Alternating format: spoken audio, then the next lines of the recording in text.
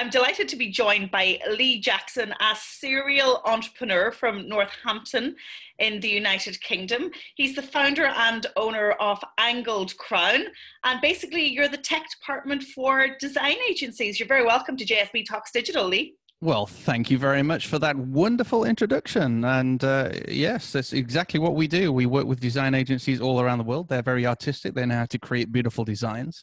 And then because I spent most of my life, inside on computers, I've kind of learned how to convert those beautiful designs into something that actually works on the internet. So that's what we do. Basically, we are paid to be geeks.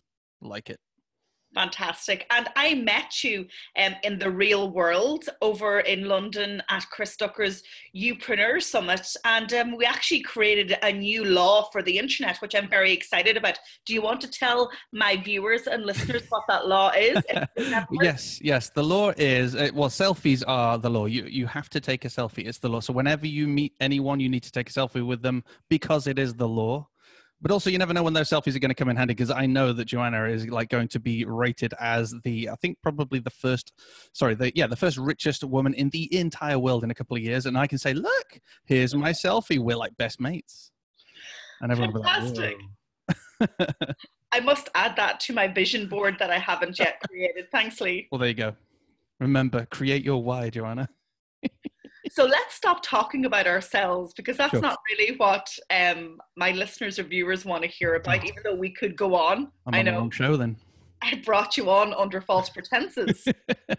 I want to talk to you about content creation hacks, because like me, you have a podcast, you've got a blog, you create video, and when we're not working and making money, we love to create content. And you have some fantastic hacks that will match in very well with all of the content that I create about content marketing. So you think, believe, and maintain that you can create a blog in 5 minutes? Yes.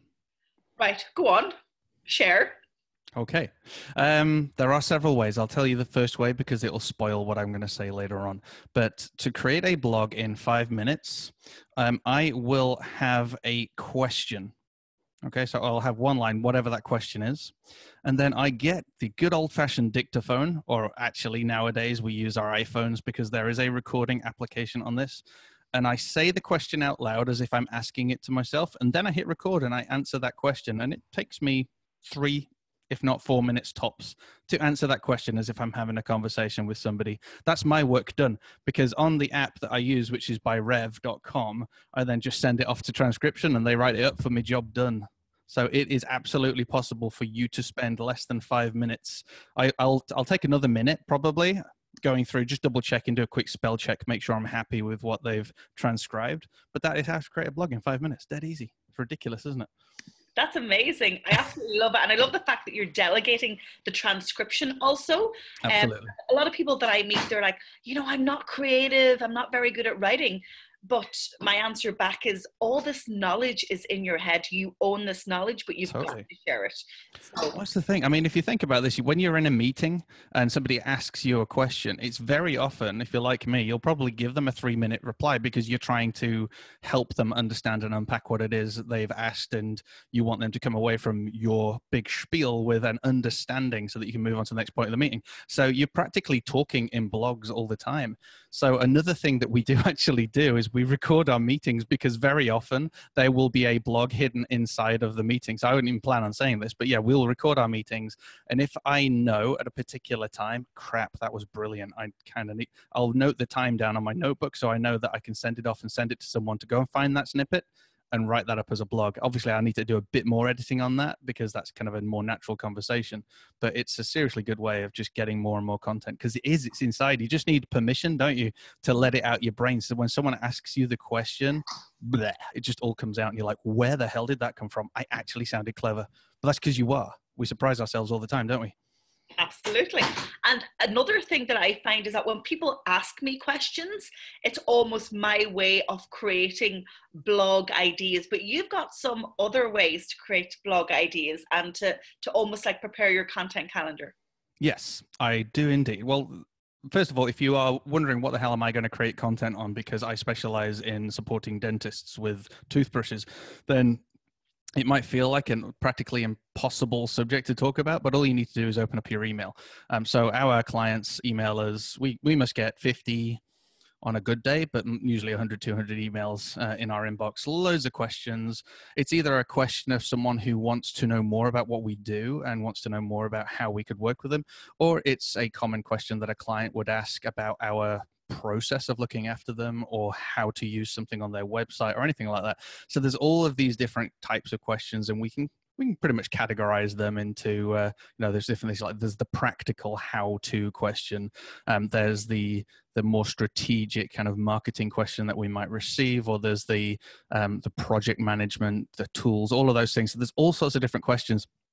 So if you just open up your inbox and look at the last 100 emails, I guarantee you there's probably 20 or 30 questions in there that you can note down. And they may seem boring, but if they're questions that people are actually asking you, then that means that it's a question that more than likely people want to know. These are things that it's actually the best sort of research and development, isn't it? Because we think we know what people want to hear, but if we look in our emails, we can find out. It's our instant resource. We can see what people want to know and what people want to hear instead of us trying to make it up. So yeah, we go through regularly. We'll make a list of all of those subjects. And the cool thing is any question can be answered in multiple ways as well.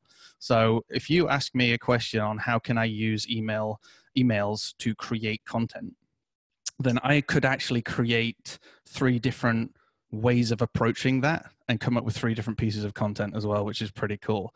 So yeah, email is a freaking phenomenal resource. I kind of already alluded to it as well. The other way that we come up with subjects is meetings. Now we do record our meetings so that if I speak a blog, which is very often, we can just grab that and repurpose it. But we also note down all the questions that we do get asked in a meeting. We obviously get tons of questions, a lot of onboarding questions, which are really useful. And again, lots of strategy questions. So all of those get noted down. And we've got a massive Google spreadsheet of, I mean, we could stop noting stuff down now and we could just keep going through all of that.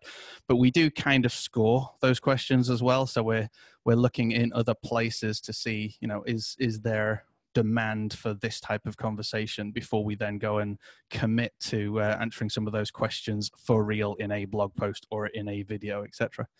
So that's 2. Shall I throw in a 3rd? Please do. Cool. So we've also got a Facebook group for one of our podcasts is the WP Innovator podcast, and we've got a group of design agencies in there who are all freaking lovely people. And again, they're asking questions, a lot of practical questions on what sort of stuff should I include in my contract? Or I've got a client who's being mean or hasn't paid me or whatever. And all of these questions are phenomenal. And they're very often hidden in the comments. So it's not necessarily the main the main thread that someone started. If you go and read through the comments, people go off on these random amazing tangents, and you find gold inside the comments of people who've asked questions and other people who have given amazing answers. That's what I love about groups, because it's like user generated content, and it's also a gold mine for people like us when we want to go through and find inspiration for content. So that would be your other place. And obviously, if you don't have a Facebook group, that's fine. You can go and look at any comments on any sort of media that you've created. And if you've not yet created any media, well, that's cool, because if there are people who are already talking about your sort of stuff, go and look at their comments, because that's all there on the internet. That's on YouTube videos, etc. So go find someone in your niche that is talking about the sort of stuff that you want to talk about, and go and look at what people are conversing with or asking in their comments. Is it safe to say, Lee, then, that content marketing is high up in your marketing strategy agenda in terms of brand profile and winning new clients? Yes, it's actually the only marketing activity we do. We don't do anything else. We don't pay for social media. We don't pay for advertisements. We don't get paid in. Sometimes people are like, oh, if you do us something for free, then we'll give you lots of recognition. We'll tell lots of people about you. We don't get paid anything like that. We simply create content. We add tons and tons of value wherever we can for free. Like, I'm literally giving the keys away all the time. People could actually go and watch videos and just do everything we do for themselves, and that's fine. If they want to do that, we've blessed a load of people. But there are going to be certain groups of people who are like, we like that guy, we like that team, we like what they're saying. We don't have time to do it ourselves, so let's get them on board. And that works every time. So we've had 3 leads in today. We get An average of 3 a day leads Wow. of people asking us for quotes, for calls, etc. Just because we create so much content, people are listening to the podcasts, people are watching the videos, and it's a great way. You know, if you go networking, and it's a long process, isn't it, of courting people at a networking group where they grow to know, like, and trust you till eventually they introduce you to someone and all that sort of stuff. And I still advocate networking. I do go for the odd breakfast because I like bacon. But again, with content creation, they are consuming your content and getting to know, like, and trust you over a period of time in their comfort zone, in their homes, on their commutes. So by the time they talk to you, it's weird. They feel like they already know you. They already like you. They already really want to work with you. And it's just now, are they the right person to work with, and and what can you work out together, because obviously there's always things like pricing and other barriers that you also have to jump over. But to have all those leads coming in just from creating content is phenomenal and blew my mind. So before I get on to the next question, I see an old-fashioned Macintosh behind my shoulder. Yes, Isn't it's it beautiful? isn't it? I've got an even older one in the cupboard from 1988, Mac Classic. So I started working as a trainee journalist on one of those, and you just brought me back 15 years. Thanks for that. That's all right. Well, if you look at the rest of the thing, it actually looks like a teenage girl's bedroom, because I absolutely love this color scheme, and everything's white. So, in fact, these are the color schemes of my daughter's bedroom, which is fine. So she's at home whenever she comes in. Yeah, I collect the old Macs because, like you, I remember using them. And the Macintosh was like the dawn of the design revolution, because before then it was cutting stuff out and taking pictures of it and sticking stuff, and it was all craft. And then the Macintosh came out, and it was fonts, and it just exploded. And then obviously these cool little Macs are when normal people like us could finally afford to have a computer and have them in our room and learn how to build websites or learn how to design. So that kind of just opened up the marketplace, made it a level playing field. So it's like two major types of machines that had two massive impacts in the design industry. So you're probably guessing I'm a geek. So people are going to have to watch this video if they want to see your old Macintosh. Mm-hmm. Yeah, that was me seeding. Yep. So let's move on to video. Everybody's talking about video. People want to go front of screen. Maybe it's not that easy than it sounds. What are your content hacks then for creating video? Okay. The first one, you said about the confidence side of things. So the first thing that I could say about confidence is, what we'll do is I'll go ahead and stand. If you watch the video, I'm going to stand back for a second. And if you watch the video, you will see our very simple rig. Hang on. Yes. There it was. Okay. I will walk in front of that camera behind me, and I will ask Larissa to ask me the question out loud, because we do a very similar approach to our videos, just like we do with our blogs. And I will speak out loud the answer in front of the video. So we make it a relaxed environment. We'll have a natter beforehand. She'll then ask me the first question. I'll give her an answer, and then we'll go on to the next video, and we'll go on to the next video, because we'll also batch. So we create a relaxing atmosphere. We have everything set up so it's not stressful. We just walk in front of the camera and get started. All the camera settings are all correct. It'll always look the same absolutely every time. There's a spot on the floor that I will always stand on. And then we will do the same approach, so I'm comfortable with it. It's that conversational style approach. She asks the question, I give her the answer. We press stop, and then we record the next one, and so on. So it's a really easy flow. Because I've done years of podcasting. I've got a face for podcasting, and being in front of the camera was like scary as anything for me at first. So that was the only way that we could do it, but it's kind of worked. People like that conversational style anyway. So I'm just like, yeah. Oh man, I've got to send you a link to my first ever video. It was about 4 or 5 years ago, and I'm stood like this with my hands in my pocket, but it kind of looks like I've got my hands to my side, and I'm like, are you a design agency? I was just like so scared. But yeah, feel the fear and do it anyway, because after about 3 videos, you'll be chill. So what are you planning to ramp up in 2018? Because as content creators, we're never satisfied. We're always thinking about bigger, better, changing things up for ourselves, but also for our audiences. Have you got anything special planned in terms of your content? Well, yes, of course we have. For next year, we've got several events that we're going to do, not physical events, but kind of social media events based on content. We've got next Halloween already planned for the entire October. So a year ago, we did a podcast every single day in October, ramping all the way up to Halloween. So we're going to do the same this coming year in 2018, but that's also going to be with video. So last time it was just podcasts. This time it's going to be with video. And because we already know about it, it means I can already start recording it way in advance so that I can then just drip feed automatically on a schedule, because YouTube allows that, all of that video content. So I don't even have to think about it during October, and I can hopefully be on a beach sipping a mojito. I doubt that, but that would be cool. So there's that. Obviously, we're going to do an Advent calendar as well at Christmas this coming year. Not this year, again next year. This year's just been a bit crazy with just putting tons and tons of content out there with no real plan, just getting used to being on video. And then next year is like the strategy. But also we're launching a paid for community as well, based on a lot of the content that we've got. We've got a lot of content that we can repurpose and unpack in a bit more detail. So it feels now that it's a good opportunity to create a safe space for design agencies to join us and to really to learn to love their agency again, because that's something that we see in our industry, and I'm sure there's other industries as well. There's lots of business owners that have fallen out of love with their agency. It's a chore, it's a job, and they maybe don't even like the people they work with, as in the clients, etc. So we want to create a place to help people kind of do an agency reset and get to the next level and love their jobs again and find work-life balance and health and well-being and all that sort of stuff, the sort of stuff that we're enjoying. So yeah. And there's all sorts of other plans that I don't want to tell you because it's a secret. Okay, well, send me the link when the secret's out, okay? Yeah. I want to ask you about the name of your company and how you came across it. So, angled crown. So I picture you with a princess crown on your head, but to the side. Pretty much that's exactly what we thought as well. There are a lot of reasons I give.